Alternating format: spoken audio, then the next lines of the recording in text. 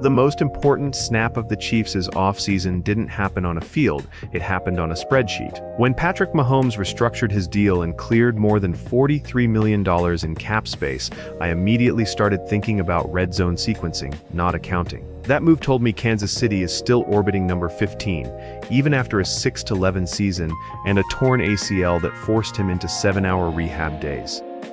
I am Daniel, and we're breaking this down the only way I know how, through situational football here at Red Zone Kingdom.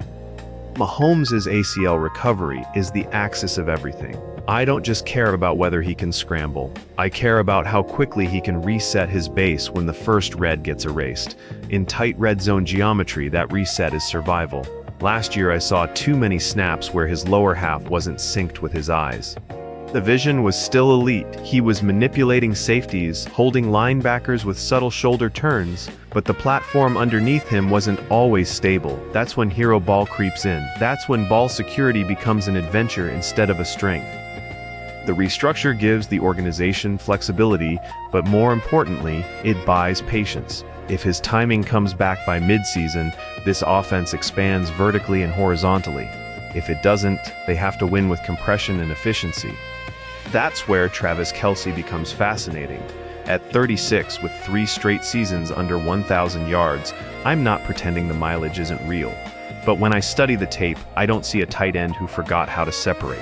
I see a veteran who wins with angles. Kelce plays red zone football like it's half-court basketball. He feels zone coverage, drifts into voids, and shields defenders with his frame. His chemistry with Mahomes isn't built on speed, it's built on spatial awareness. If he takes that projected $10 to $12 million range with incentives, I view it as strategic sacrifice, not decline. The key for me is usage. I don't want him living on vertical seams anymore. I want him schemed open off condensed formations, motioned into one-on-one matchups against linebackers on 3rd and 5, 9-9 thus the money downs, where sticky coverage forces tight window throws. Let him post up, let him win with leverage.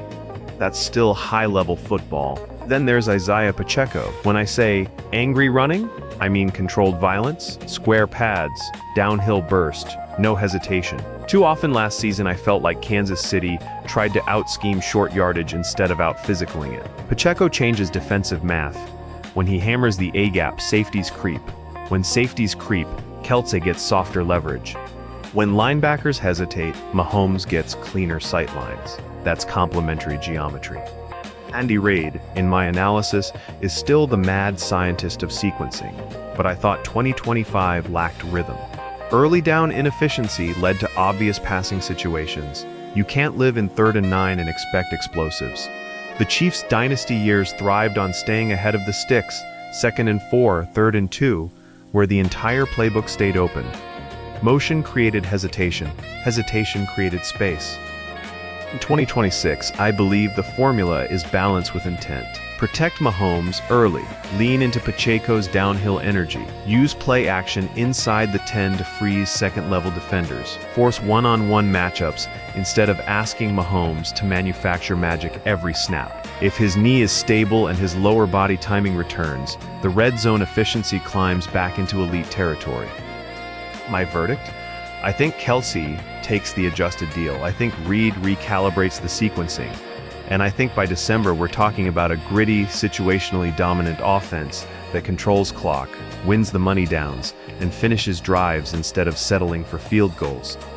This isn't about nostalgia. It's about structural evolution. If the physics of Mahomes' platform stabilize and the geometry of the red zone gets cleaner, the Chiefs don't just improve, they reassert themselves where it matters most.